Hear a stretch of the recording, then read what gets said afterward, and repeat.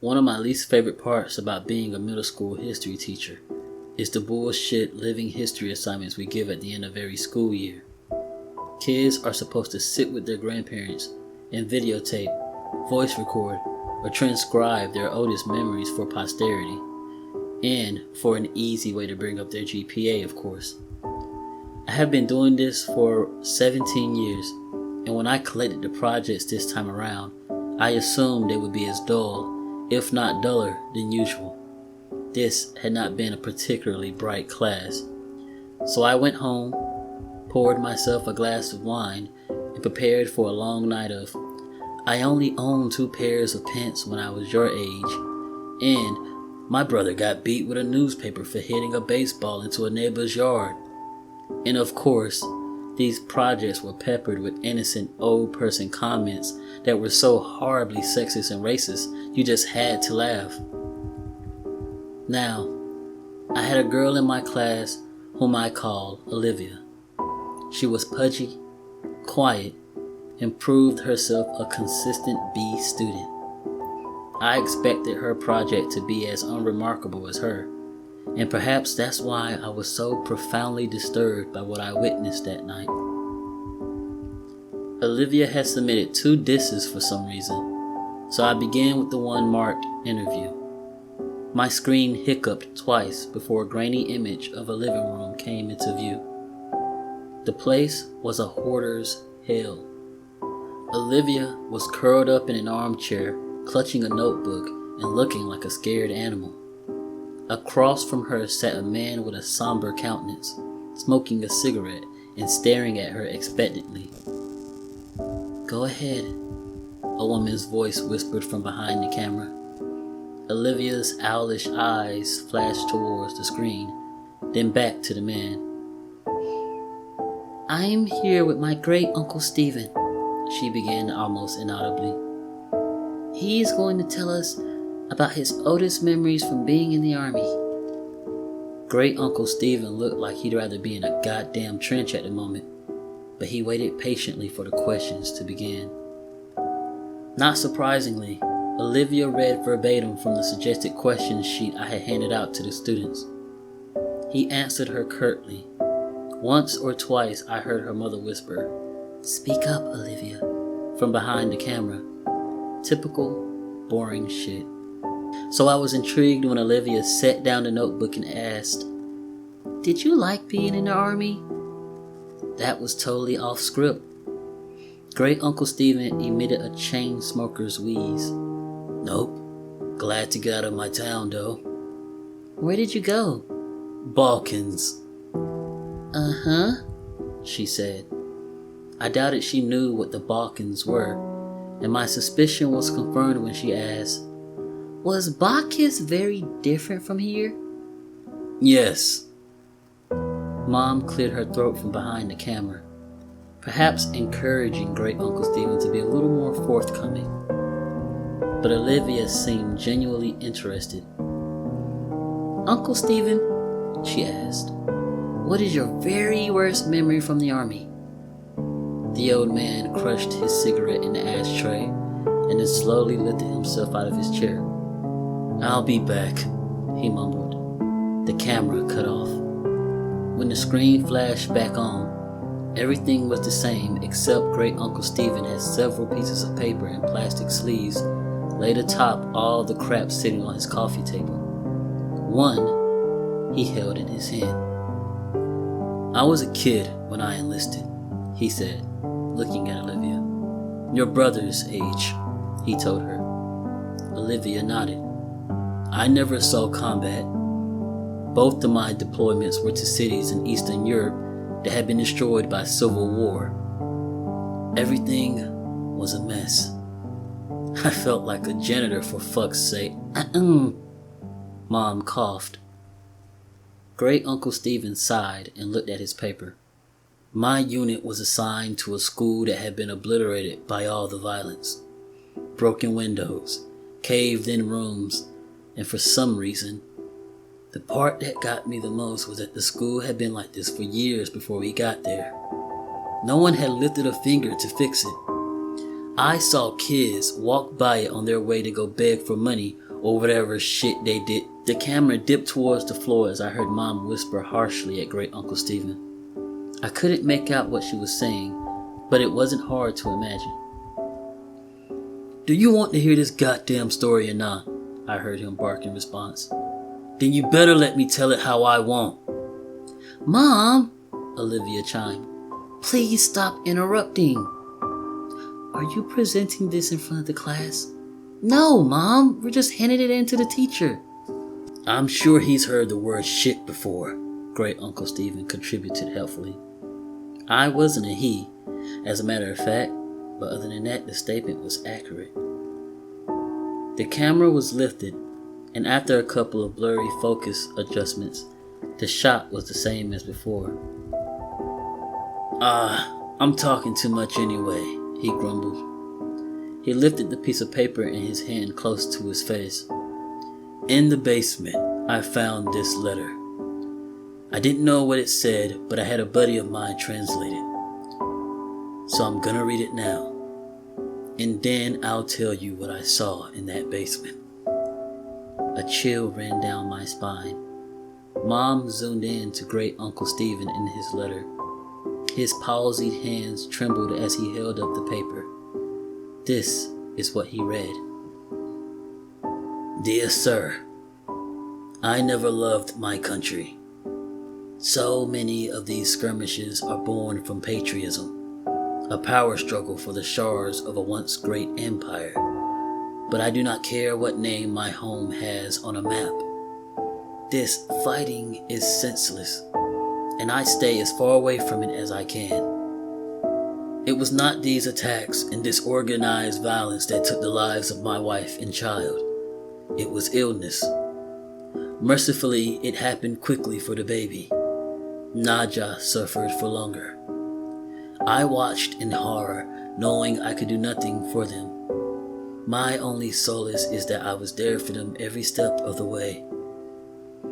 I stopped going to work one day, and no one came after me. I doubt they noticed I was gone. Since the school was simply across a field, visible from my window, it would have been easy to go for a few hours each day and come home quickly to care for them. But what was the point? All I did was clean floors. I was as useless to the world as I was to my family. I tried to take Naja to the hospital, but the journey was too long and taxing. I brought her home and she died that night. After Naja and the baby were gone, well, I don't remember much. I didn't leave my hovel, barely ate and slept, thought many times of taking my own life.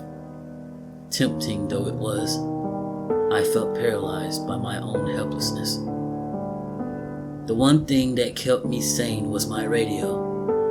I never turned it off once, even though I didn't listen to the words being said. In fact, the channel I got the clearest was in English, I think, which I don't speak a lick of, but the voices, the music, and the true knowledge that life existed beyond this violent city sustained me. I have no idea how much time passed before I saw the light of day again. I was dizzy from hunger, so finding food was my priority. My radio came with me, of course. Since I first holed myself up, it has gone everywhere with me. It talks to me as I sleep and as I wake. I don't know what it's saying, but I know I would die without it. Once I had some water and food, it occurred to me that the only thing left to do was go back to work. So I did. The following morning, I simply returned to the school where I was a janitor and got back to work. Nobody made a big deal out of it. Like I said, Naja had been sick for a long time, and those who worked at the school knew it. I appreciate that no one had pestered me to come back to work during the hardest days of my life. The teachers never said much to me, but we smiled at each other in the halls, and that mutual respect was perhaps the reason I decided to come back at all. The place had gone to the dogs without me, so I simply grabbed my broom and rags from my closet and set to cleaning. Everyone is grateful to have me back. I know. And the best part is that nobody minds my radio. I bring it with me everywhere and keep the volume low enough not to disrupt the students. No one has ever complained. In fact, I suspect they like it.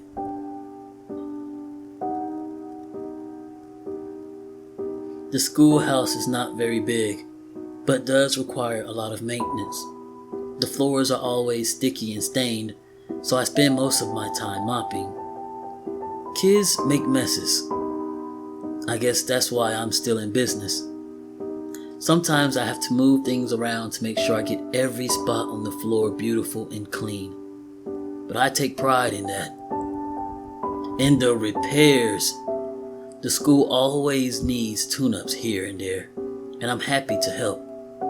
Some days I'm reconstructing a desk that broke as I whistle along with the radio. Other times I handle more serious structural issues. Days when I have work like this, I feel truly instrumental, like a cog in a larger machine. How could this school survive without me? It took me a long time, but I once again feel that I have purpose. There is a larder behind the school that is full of preserved food. In lieu of payment, I am allowed to take as much food as I need. That arrangement is fine. What would I do with money anyway? I used to bring the food back to my home, just one field away from the school.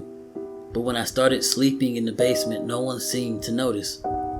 This school is special to me, and I cannot leave it unguarded.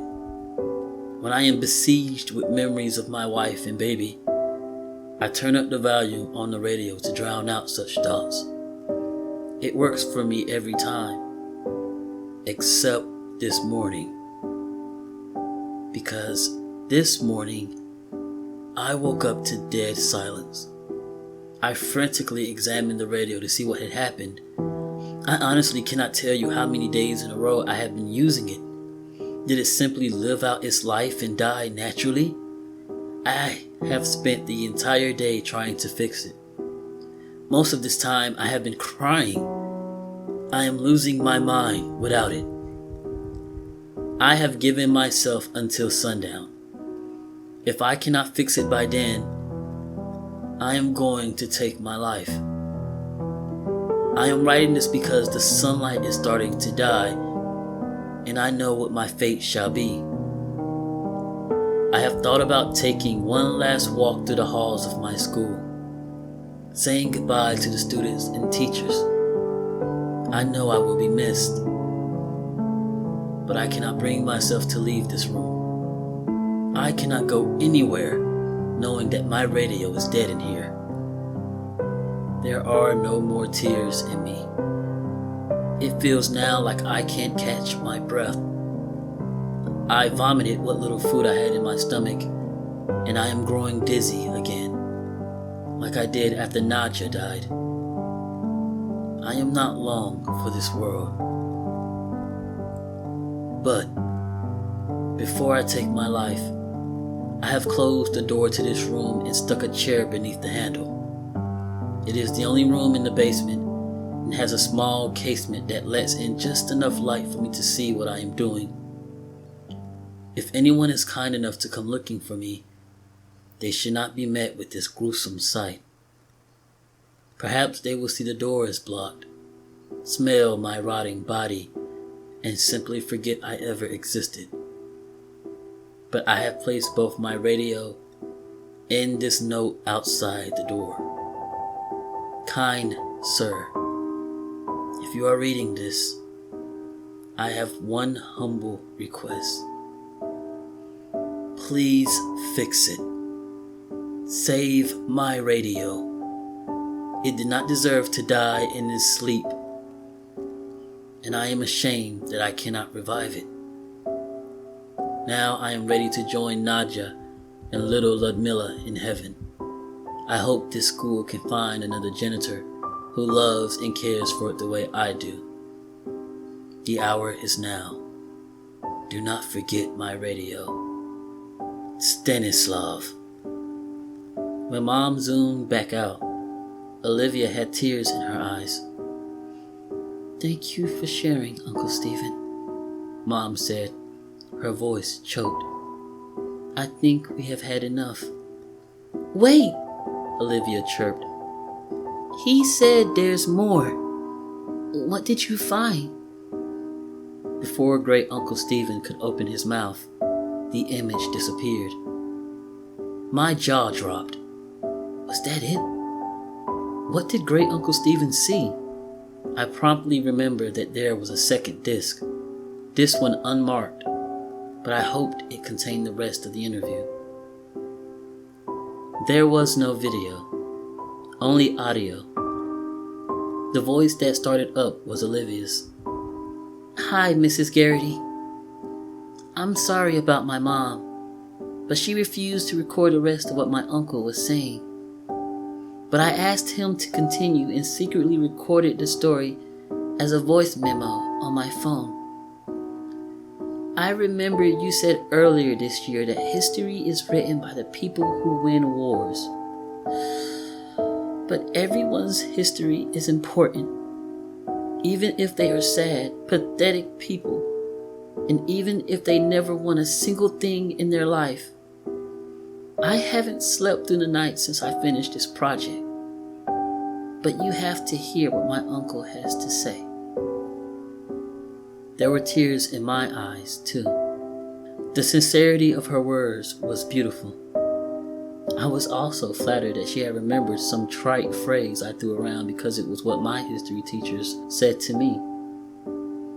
Before I got too sappy over it, the audio began again. "Fine," came his mom's frustrated voice. "If you want to hear the rest of the story, fine, but this is not appropriate for a school project." "Let me finish," Great Uncle Stephen snapped. "If it's too much for you, help yourself to a snack in the kitchen. But Olivia wants to know what happened." I heard her mother mumble something and walk away. Olivia and her uncle were alone. I imagined her looking at him expectantly. "So, did you find the radio? Or did it get ruined when the school got blown up?" He rasped, and I heard the distinct click of a lighter. "That letter," he began slowly, "had a date on it." "What date?" she inquired hungrily. "It was dated 2 weeks before we started rebuilding the school." "Didn't you say the school had been destroyed like 2 years ago?" "Yes," replied Great Uncle Stephen. "It had been." There was silence as I felt goosebumps on my arms. The images that came to my mind were almost too overwhelming to express, but Great Uncle Stephen put them into words effortlessly. Clearly, he had spent his whole life thinking about it. "This man, this Stanislav, went to a vandalized, falling apart schoolhouse and cleaned up blood and rubble like it was spilled drinks and dust. He smiled at dead bodies in the hallway and believed that they were smiling back at him because they liked his radio. He moved around corpses so he could sweep the ground under them. The roof was half collapsed, so when it rained, he must have gotten soaking wet, but was so oblivious that he didn't even feel a thing." I could hear Olivia crying steadily. "I found the larder he was talking about. It was all pickled, preserved food that probably tasted like shit. Most of the stuff was moldy." Did you see the dead body?" "Yes, hanging from the ceiling, but still amazingly lifelike. He wasn't rotting away. This hadn't happened years ago." "Did he look peaceful?" she asked, a chord of desperation in her voice. "Couldn't tell you.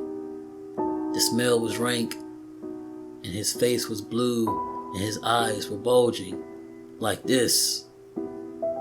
I imagined him demonstrating. "And the radio?" Olivia wept. I heard Great Uncle Stephen take a long drag of his cigarette. It was there, all right. And it was still on.